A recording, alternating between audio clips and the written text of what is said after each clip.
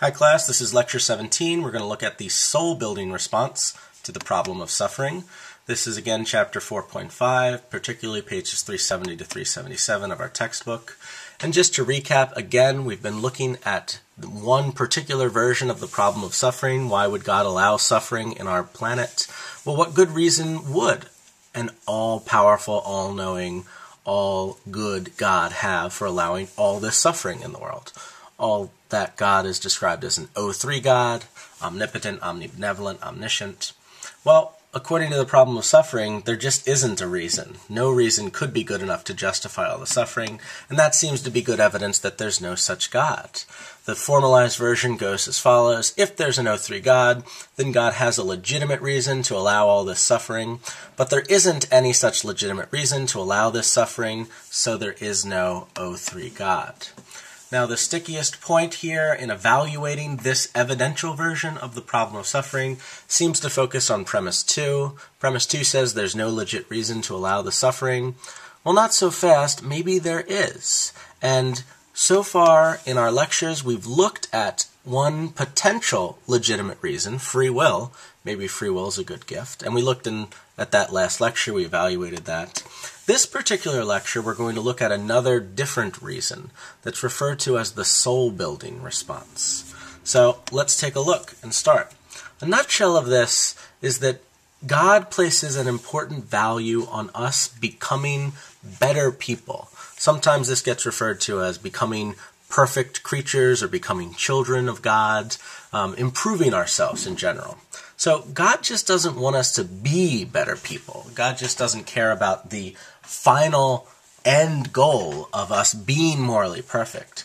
God wants us to become better people. God wants us to grow into a better person through struggle, trials, and effort, through actually improving ourselves. So apparently, according to the soul-building response, humans are here on Earth to learn an invaluable lesson on our own, the most important lesson we could ever possibly learn, and that's the lesson of morality. So John Hick offers a fairly sophisticated version of this soul-building response, starting on page 374 of our textbook.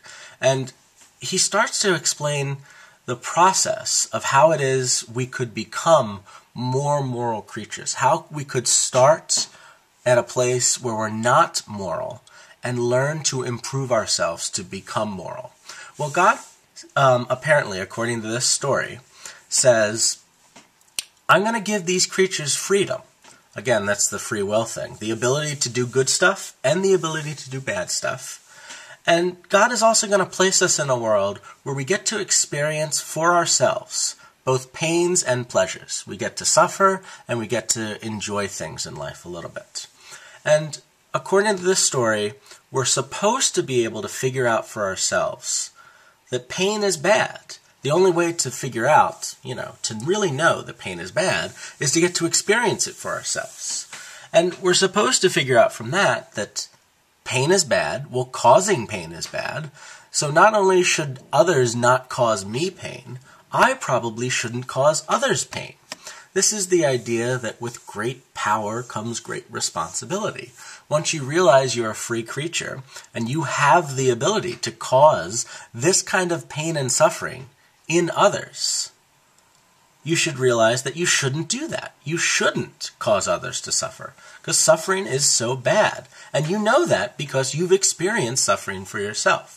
Of course, the same goes for pleasure, but in reverse. If you realize I can cause others to experience pleasure, well, I should probably do that, because pleasure is good. After all, I know I've experienced pleasure. And if I can prevent others from suffering, I should prevent others from suffering, because suffering is bad. I know I've experienced suffering. That's the type of idea that's going on here. And underlying this whole idea, this whole story, is the idea that being able to choose to do good is much better than being forced into doing a good thing. So, in this story, the world we live in, we're often tempted to be bad, because the way this world is set up, acting selfishly, acting in our own personal best interest will often involve hurting others and causing others to suffer. And so that choice to do the right thing is often a difficult thing to choose. It often involves a lot of struggling against temptation. It involves a lot of strength and courage and conviction and strong will. And John Hick describes this as a moral achievement, when you freely choose to do the right thing precisely because it's the right thing to do. You realize that's how you're supposed to be living your life. You have turned yourself into a better person. You have started the process of morally perfecting yourself. You have made moral achievements. You've mastered your temptations. And this is an incredibly valuable process to undergo. John Hick argues that, of course, we could have been created morally perfect, where we just knew from the start to always do the right thing and never do the wrong thing. And we'd never question it. We would always just have that understanding somehow instinctively imprinted on our minds at birth. And I guess you could liken that to the traditional way that angels are depicted as these morally perfect creatures that just serve God no matter what and never do anything bad. Well, not saying that angels exist, by the way. That's just sort of one way of thinking about a creature that's morally perfect from the start. But if we were created that way, if we were just morally perfect from the start, it's not clear that we would see the value or the importance of morality. We wouldn't really understand how valuable it is to be good. We wouldn't understand the badness of suffering because we'd never experienced any of it. We wouldn't understand the goodness of being morally good because we'd never been given a choice to do anything but be morally good. So it seems like we can only learn the value of being moral, the true value and importance of morality, on our own, through the trials and efforts and struggles in our own daily lives. So just to sort of summarize this, the importance of this soul-building response is that it sees suffering specifically, and by the way, any kind of suffering, either suffering that humans do to each other or the suffering from natural events like natural disasters and earthquakes and cancer and the like. Suffering is a necessary part of the learning process of learning about morality. In order to become a better person, we need to suffer. We need to struggle against something. We need to see how bad pain and suffering is and actively choose to turn away from causing others that sort of bad suffering on our own. This lesson is invaluable.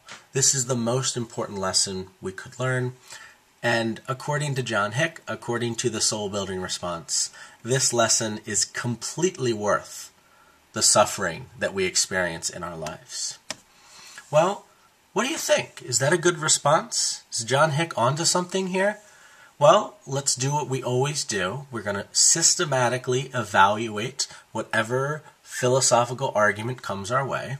In this case, we've got another greater good defense. John Hick is arguing that the value of becoming a moral person outweighs the suffering that comes with trying to get us to become better moral people. What do you think? Is it true? Is that suffering worth it? Is the benefit we get worth the suffering? And is the suffering necessary to get that benefit? Can we get that benefit without the suffering? Does it explain all the suffering in our world? Well, let's take a look at question number 1. Is it true? Does suffering really build our souls in this way? Make us become better children of God? Does this improve us?